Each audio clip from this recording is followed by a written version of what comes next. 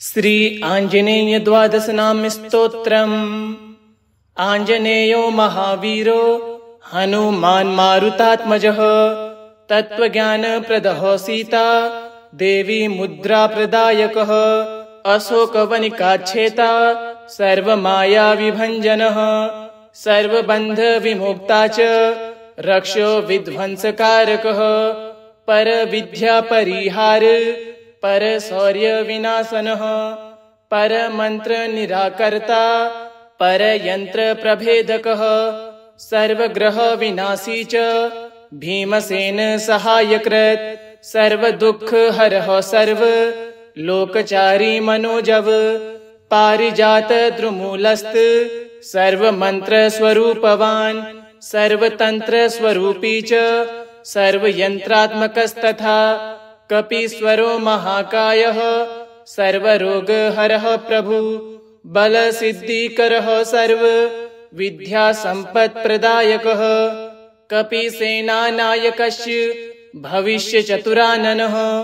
कुमारब्रह्मचारी च रत्नकुण्डलदीप्तिमान् सच्चदालसनन्द लम्बमानसिकोज्ज्वलः गन्धर्वविद्यातत्त्वज्ञो महाबलपराक्रमः कराग्रह विमुक्ता च शङ्खलाबन्धमोचकः सागरोत्तारकः प्राज्ञो रामदूतः प्रतापवान् वानरः केसरीसुतः सीताशोकनिवारकः अञ्जनागर्भसम्भूतो बालार्कसदृशानन विभीषणप्रियकरो दशग्रीवकुलान्तकः लक्ष्मणप्राणदाता च वज्रकायो महाद्युतिः चिरञ्जीवी रामभक्तो दैत्यकार्यविघातकः अक्षयहन्ता कञ्चनाभः पञ्चवक्त्रो महातपः लङ्किनी भञ्जनः श्रीमान् सिंहिका प्राणभञ्जनः गन्धमादनशैलस्थो लङ्कापुरविदाहकः सुग्रीवसचिवो धीरः सूरो दैत्यकुलान्तकः सुरार्चितो महातेजा रामचूडामणिप्रदः कामरूपी पिङ्गलाक्षो वार्धिमैनाकपूजितः कबलीकृतमार्तण्ड मण्डलो विजितेन्द्रियः रामसुग्रीवसन्धाता महिरावणमर्दनः स्फटिकाभो वागधीशो नवव्याकृतिपण्डितः चतुर्बाहुर्दीनबन्धुर्महात्मा भक्तवत्सलः सञ्जीवन्नगाहर्ता शुचिर्वाग्मी दृढवर्तः कालनेमी प्रमथनो हरिमर्कटमर्कटः दान्तः शान्तः प्रसन्नात्मा शतकण्ठमदाभृत् योगी रामकथालोलः सीतान्वेषणपण्डितः वज्रद्रष्टो वज्रनखो रुद्रवीर्यसमुद्भवः इन्द्रजित् प्रहितामोघ ब्रह्मास्त्रविनिवारकः पार्थध्वजाग्रसंवासी सरपञ्जरभेदकः दशबाहुलोकपूज्यो जाम्बवत्प्रीतिवर्धनः सीतासमेत श्रीराम पादसेवाधुरन्धरः इत्येवं श्रीहनुमतो नामाष्टोत्तरं शतं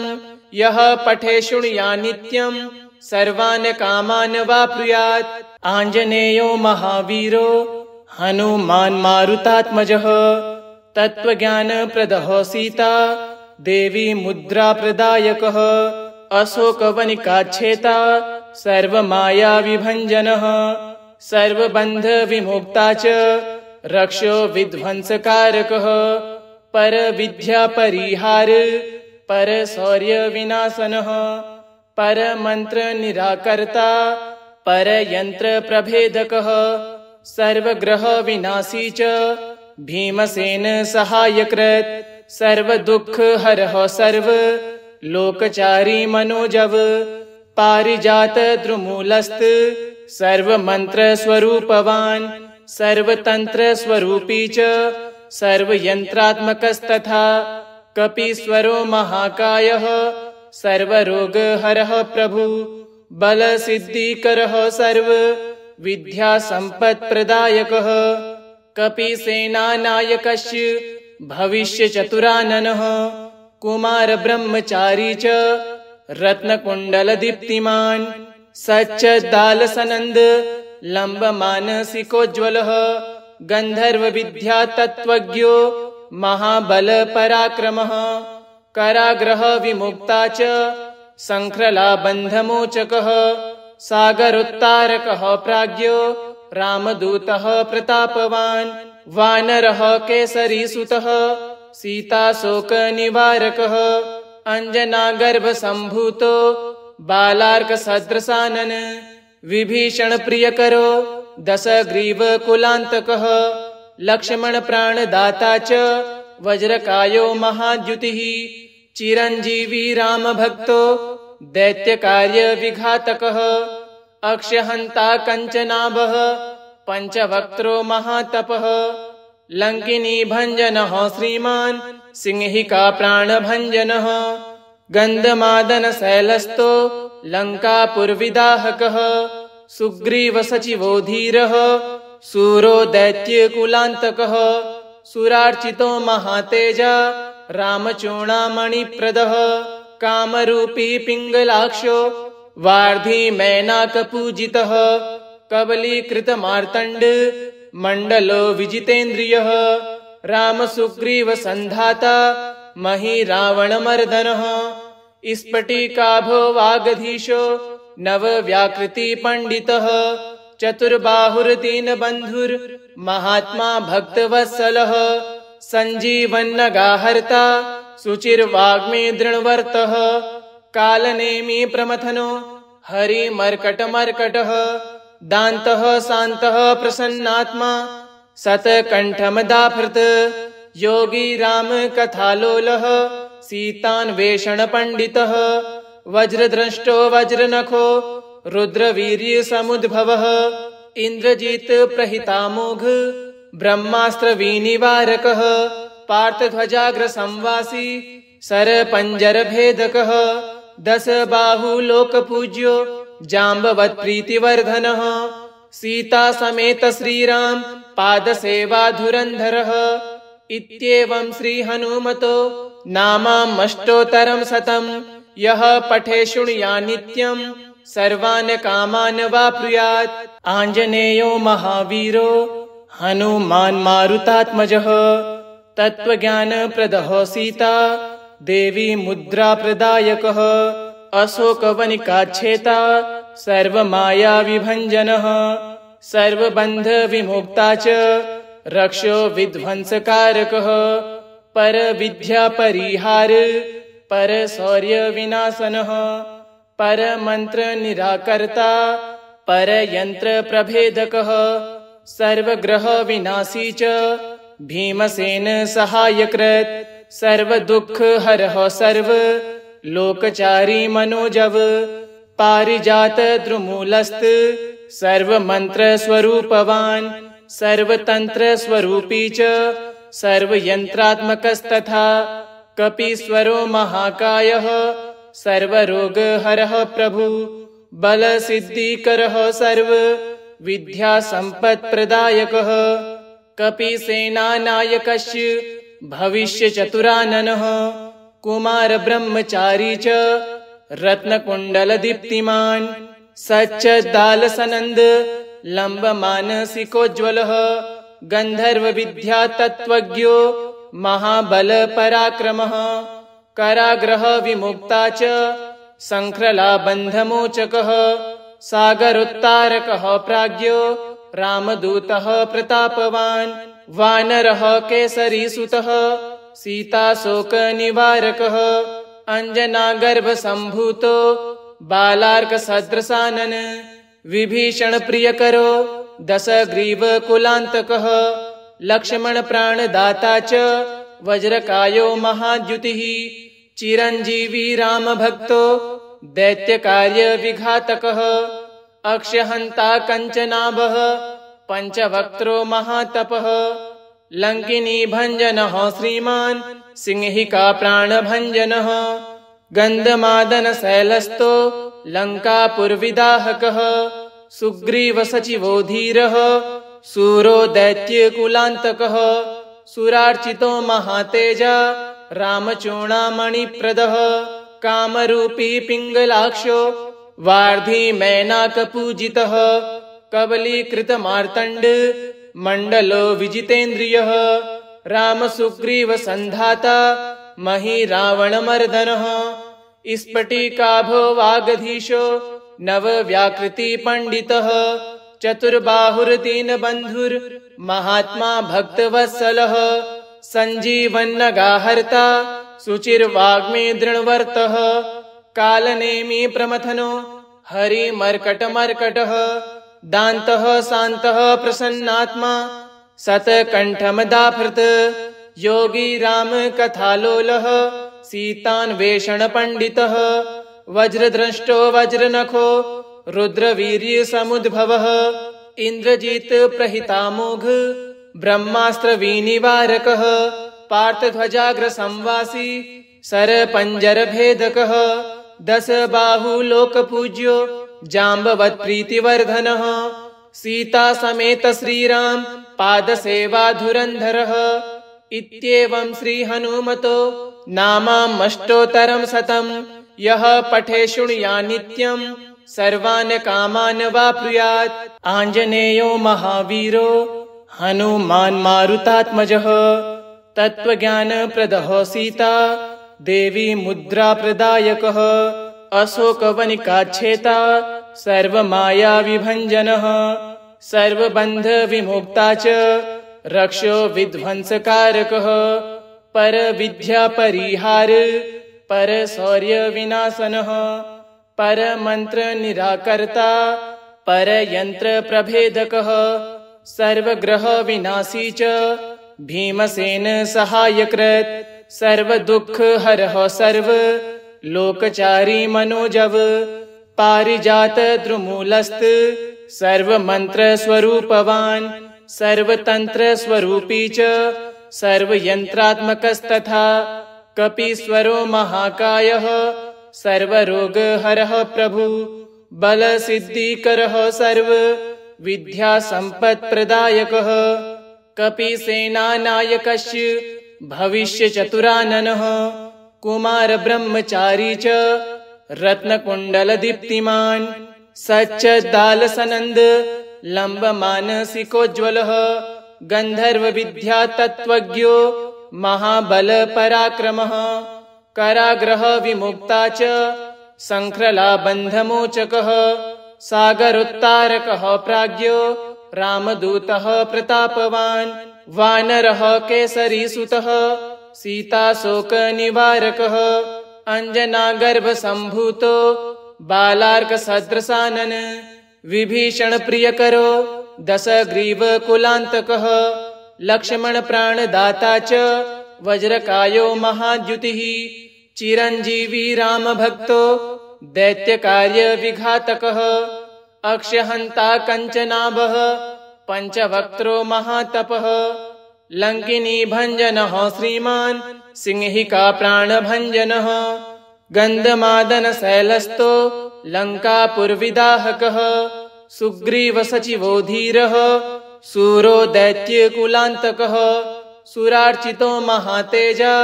रामचूडामणिप्रदः कामरूपी पिङ्गलाक्षो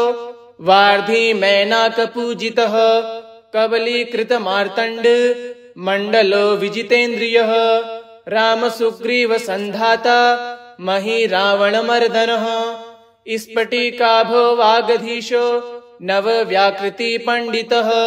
चतुर्बाहुर्दीनबन्धुर्महात्मा भक्तवत्सलः सञ्जीवन्नगाहर्ता शुचिर्वाग्मे दृढवर्तः कालनेमी प्रमथनो हरिमर्कटमर्कटः दान्तः शान्तः प्रसन्नात्मा शतकण्ठमदाभृत योगी राम कथालोलः सीतान्वेषणपण्डितः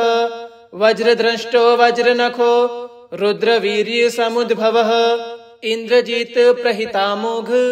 ब्रह्मास्त्रविनिवारकः पार्थध्वजाग्रसंवासी सरपञ्जरभेदकः दशबाहुलोकपूज्यो जाम्बवत्प्रीतिवर्धनः सीतासमेत श्रीराम पादसेवाधुरन्धरः इत्येवं श्रीहनुमतो नामामष्टोत्तरं शतं यः पठे शृणुयात् नित्यं सर्वान् कामान् वाप्नुयात्। आञ्जनेयो महावीरो हनुमान् मारुतात्मजः तत्त्वज्ञानप्रदः सीता देवी मुद्राप्रदायकः। अशोकवनिकाच्छेता सर्वमायाविभञ्जनः सर्वबन्धविमुक्ता च रक्षो विध्वंसकारकः। परविद्यापरिहार परशौर्यविनाशनः परमन्त्रनिराकर्ता परयन्त्रप्रभेदकः सर्वग्रहविनाशी च भीमसेन सहायकृत् सर्वदुःखहरः सर्वलोकचारी मनोजव पारिजातद्रुमूलस्थ सर्वमन्त्रस्वरूपवान् सर्वतन्त्रस्वरूपी च सर्वयन्त्रात्मकस्तथा कपीश्वरो महाकायः सर्वरोगहरः प्रभु बलसिद्धिकरः सर्वविद्यासम्पत्प्रदायकः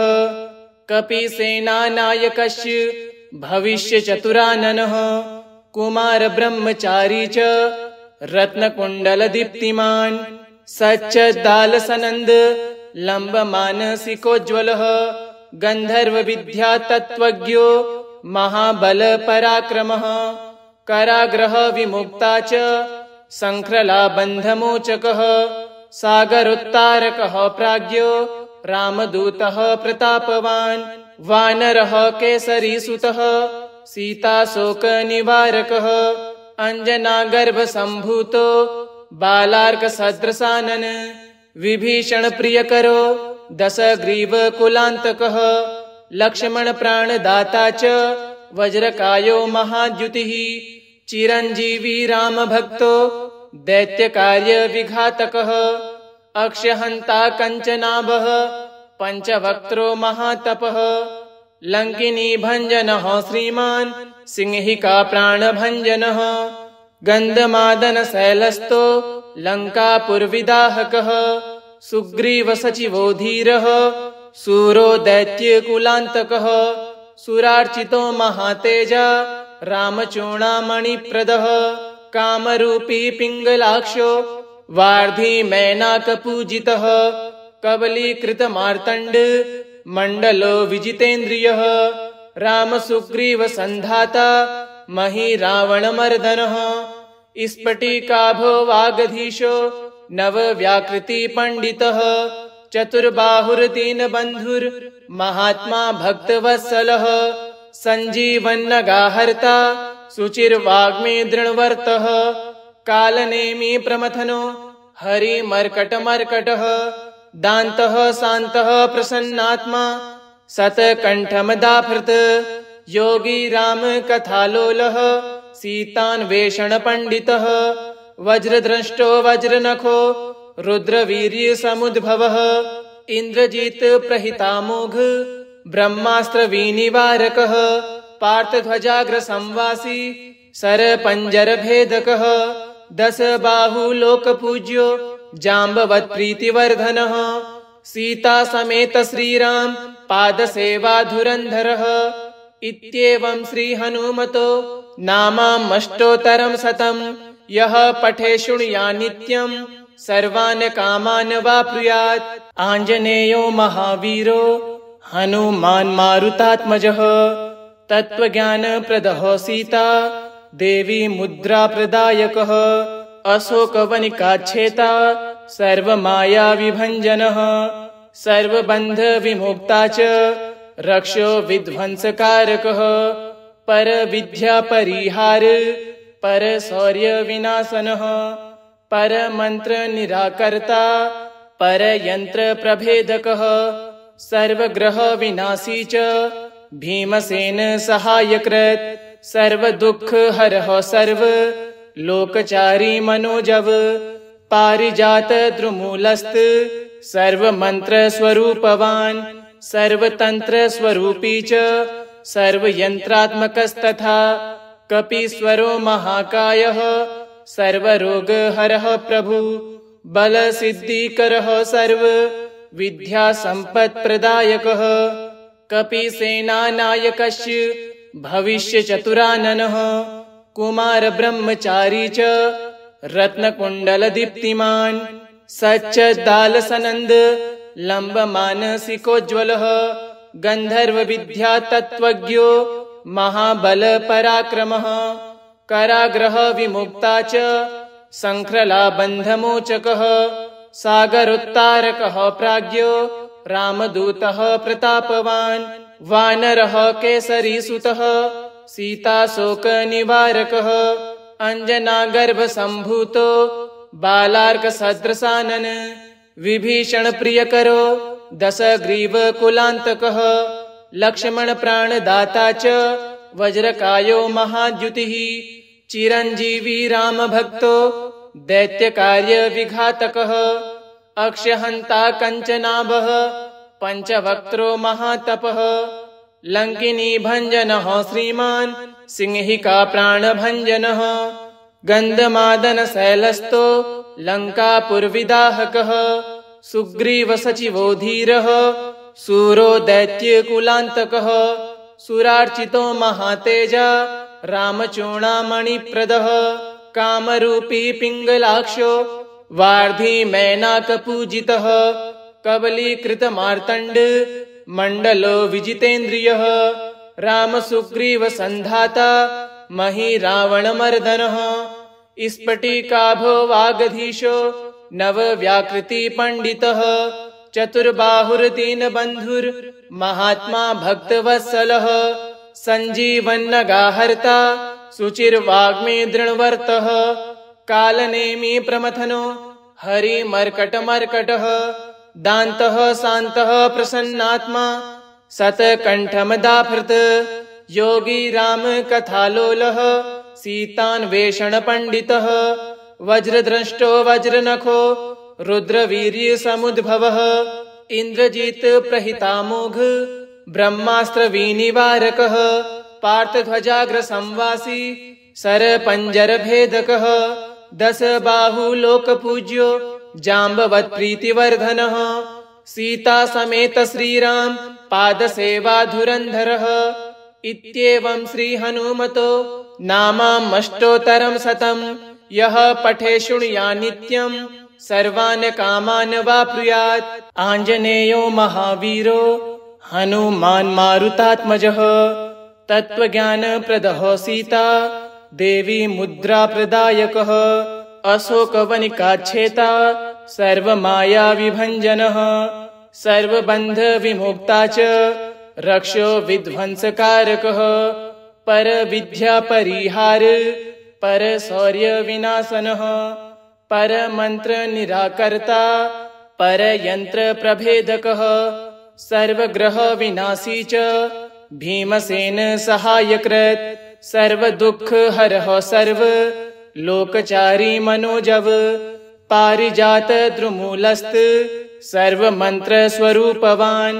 सर्वतन्त्रस्वरूपी च सर्वयन्त्रात्मकस्तथा कपीश्वरो महाकायः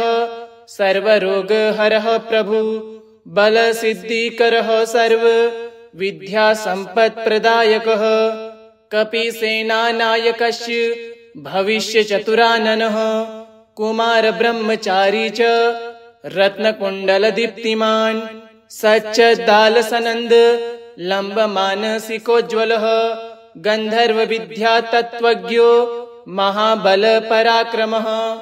कारागृहविमुक्ता च सङ्ख्रलाबन्धमोचकः सागरोत्तारकः प्राज्ञो रामदूतः प्रतापवान् वानरः केसरीसुतः सीताशोकनिवारकः अञ्जनागर्भसम्भूतो बालार्कसदृशानन विभीषणप्रियकरो दशग्रीवकुलान्तकः लक्ष्मणप्राणदाता च वज्रकायो महाद्युतिः चिरञ्जीवी रामभक्तो दैत्यकार्यविघातकः अक्षयहन्ता कञ्चनाभः पञ्चवक्त्रो महातपः लङ्किनीभञ्जनः श्रीमान् सिंहिकाप्राणभञ्जनः गन्धमादनशैलस्थो लङ्कापुरविदाहकः सुग्रीवसचिवो धीरः सूरो दैत्यकुलान्तकः सुरार्चितो महातेजा रामचूडामणिप्रदः कामरूपी पिङ्गलाक्षो वार्धी मैनाकपूजितः कबलीकृतमार्तण्ड मण्डलो विजितेन्द्रियः रामसुग्रीवसन्धाता मही रावणमर्दनः स्फटिकाभो वागधीशो नवव्याकृतिपण्डितः चतुर्बाहुर्दीनबन्धुर् महात्मा भक्तवत्सलः सञ्जीवन्नगाहर्ता शुचिर्वाग्मे दृढवर्तः कालनेमी प्रमथनो हरिमर्कटमर्कटः दान्तः शान्तः प्रसन्नात्मा शतकण्ठमदाभृत् योगी राम कथालोलः सीतान्वेषणपण्डितः वज्रद्रष्टो वज्रनखो रुद्रवीर्यसमुद्भवः इन्द्रजित् प्रहितामोघ ब्रह्मास्त्रविनिवारकः पार्थध्वजाग्रसंवासी सरपञ्जरभेदकः दशबाहुलोकपूज्यो जाम्बवत्प्रीतिवर्धनः सीतासमेत श्रीराम पादसेवाधुरन्धरः इत्येवं श्रीहनुमतो नामाष्टोत्तरं शतम् यः पठे शृणुयात् नित्यं सर्वान् कामान् वाप्नुयात्। आञ्जनेयो महावीरो हनुमान् मारुतात्मजः तत्त्वज्ञानप्रदः सीता देवी मुद्राप्रदायकः अशोकवनिकाच्छेता सर्वमायाविभञ्जनः सर्वबन्धविमुक्ता च रक्षो विध्वंसकारकः परविद्यापरिहार परशौर्यविनाशनः परमन्त्रनिराकर्ता परयन्त्रप्रभेदकः सर्वग्रहविनाशी च भीमसेन सहायकृत् सर्वदुःखहरः सर्वलोकचारी मनोजव पारिजातद्रुमूलस्थ सर्वमन्त्रस्वरूपवान् सर्वतन्त्रस्वरूपी च सर्वयन्त्रात्मकस्तथा कपीश्वरो महाकायः सर्वरोगहरः प्रभु बलसिद्धिकरः सर्वविद्यासम्पत्प्रदायकः कपीसेनानायकस्य भविष्यचतुराननः कुमारब्रह्मचारी च रत्नकुण्डलदीप्तिमान् सच्चदालसनन्द लम्बमानसिकोज्ज्वलः गन्धर्वविद्यातत्त्वज्ञो महाबलपराक्रमः कारागृहविमुक्ता च सङ्ख्रलाबन्धमोचकः सागरोत्तारकः प्राज्ञो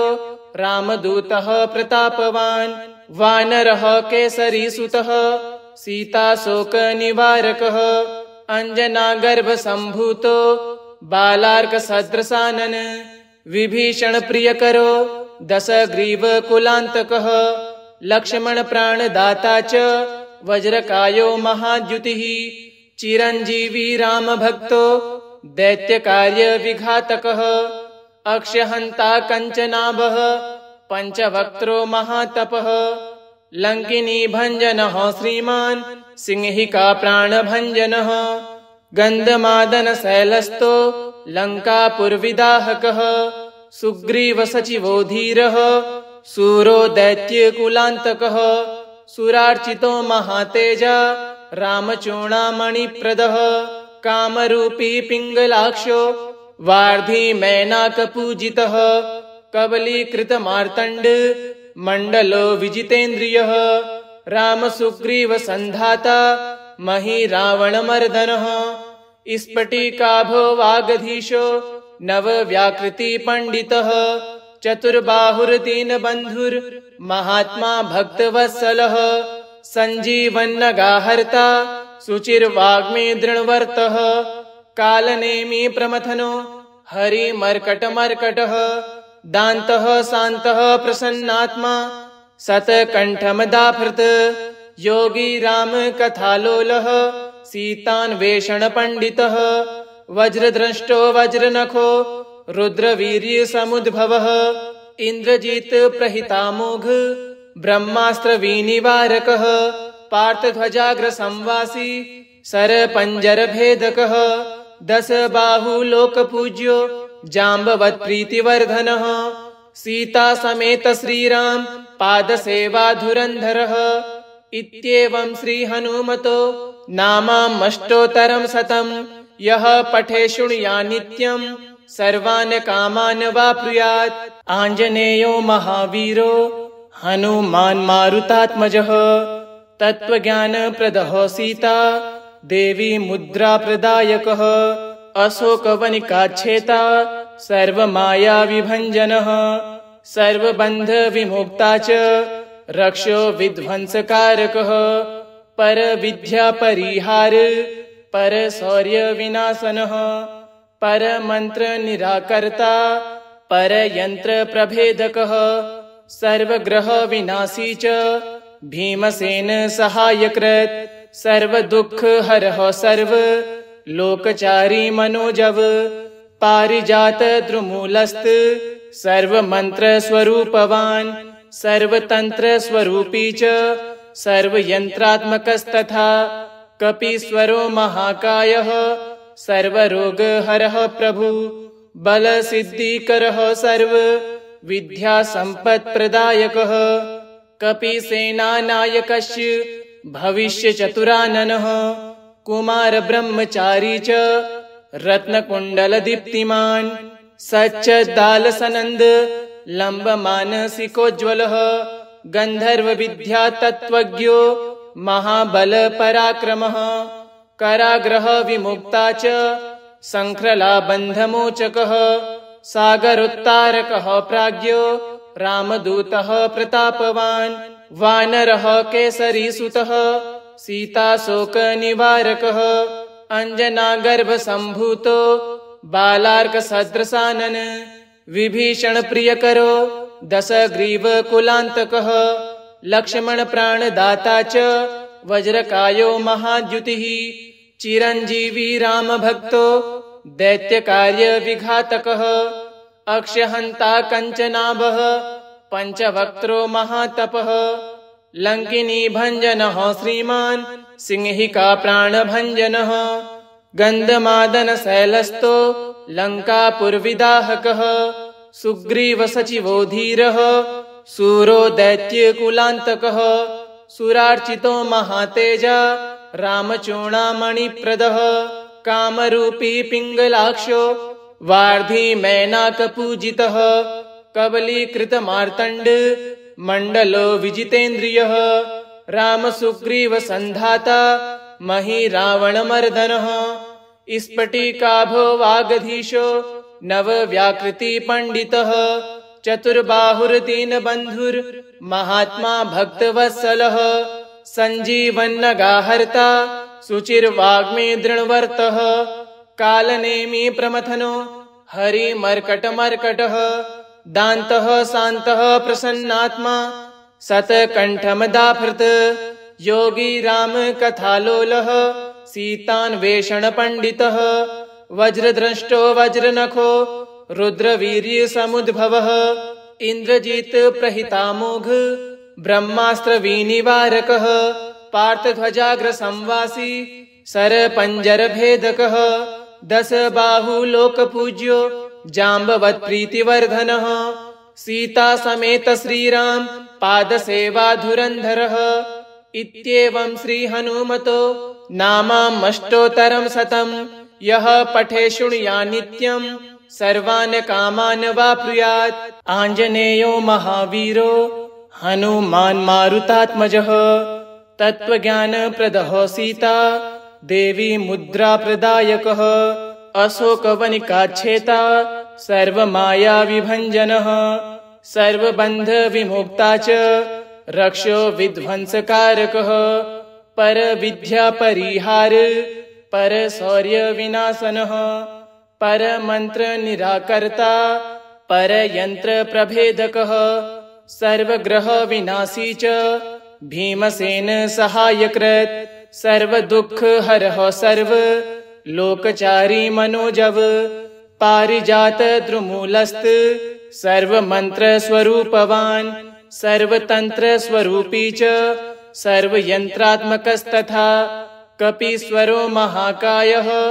सर्वरोगहरः प्रभु बलसिद्धिकरः सर्वविद्यासम्पत्प्रदायकः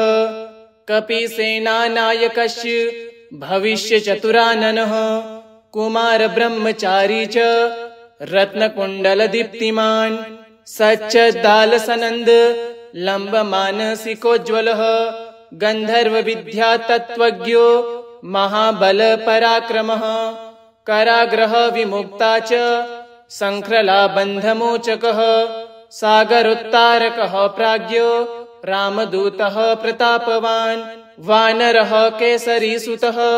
सीताशोकनिवारकः अञ्जनागर्भसम्भूतो बालार्कसदृशानन विभीषणप्रियकरो दशग्रीवकुलान्तकः लक्ष्मणप्राणदाता च वज्रकायो महाद्युतिः चिरञ्जीवी रामभक्तो दैत्यकार्यविघातकः अक्षयहन्ता कञ्चनाभः पञ्चवक्त्रो महातपः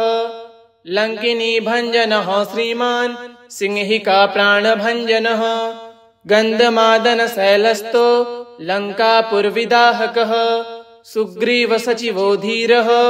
शूरो दैत्यकुलान्तकः सुरार्चितो महातेजा रामचूडामणिप्रदः कामरूपी पिङ्गलाक्षो वार्धिमैनाकपूजितः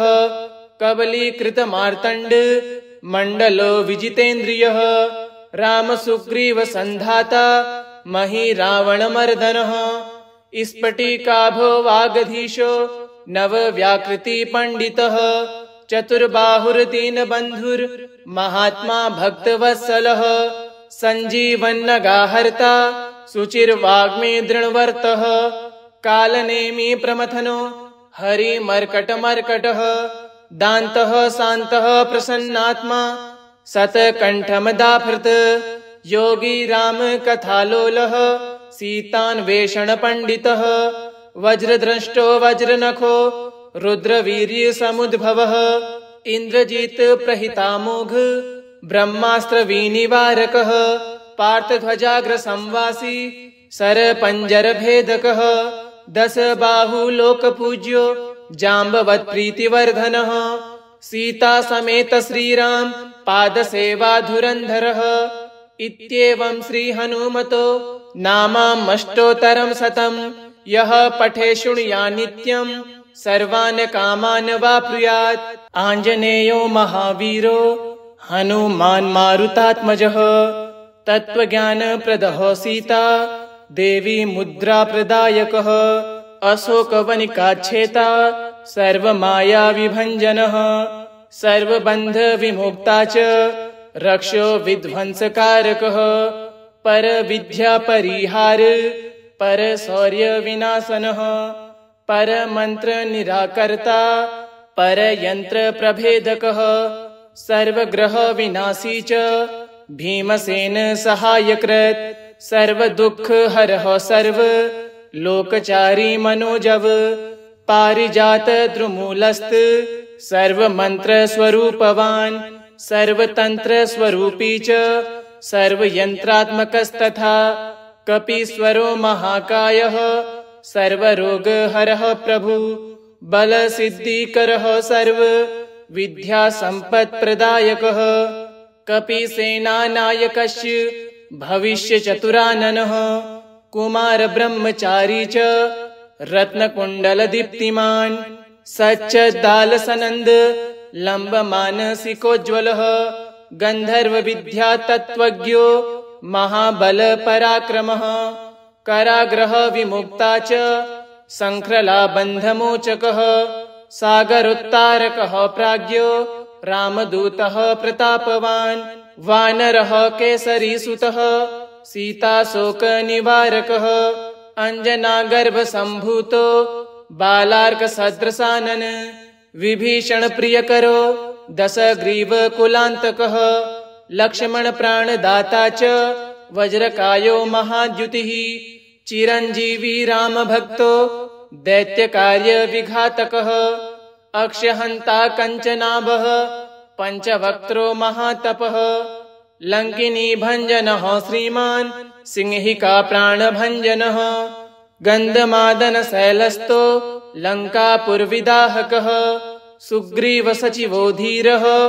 सूरो दैत्यकुलान्तकः सुरार्चितो महातेजा रामचूडामणिप्रदः कामरूपी पिङ्गलाक्षो वार्धिमैनाकपूजितः कबलीकृतमार्तण्ड मण्डलो विजितेन्द्रियः रामसुग्रीवसन्धाता महिरावणमर्दनः स्फटिकाभो वागधीशो नवव्याकृतिपण्डितः चतुर्बाहुर्दीनबन्धुर्महात्मा भक्तवत्सलः सञ्जीवन्नगाहर्ता शुचिर्वाग्मे दृढवर्तः कालनेमि प्रमथनो हरिमर्कटमर्कटः दान्तः शान्तः प्रसन्नात्मा शतकण्ठमदाभृत् योगी रामकथालोलः सीतान्वेषणपण्डितः वज्रद्रष्टो वज्रनखो रुद्रवीर्यसमुद्भवः इन्द्रजित्प्रहितामोघ ब्रह्मास्त्रविनिवारकः पार्थध्वजाग्रसंवासी शरपञ्जरभेदकः दशबाहुलोकपूज्यो जाम्बवत्प्रीतिवर्धनः सीतासमेत श्रीराम पादसेवाधुरन्धरः इत्येवं श्रीहनुमतो नामाष्टोत्तरं शतं यः पठे शृणुयात् नित्यं सर्वान् कामान् वाप्नुयात् इति श्री आञ्जनेय अष्टोत्तरशतनाम स्तोत्रम् श्री हनुमतार्पणमस्तु। ओम हनुमते नमः।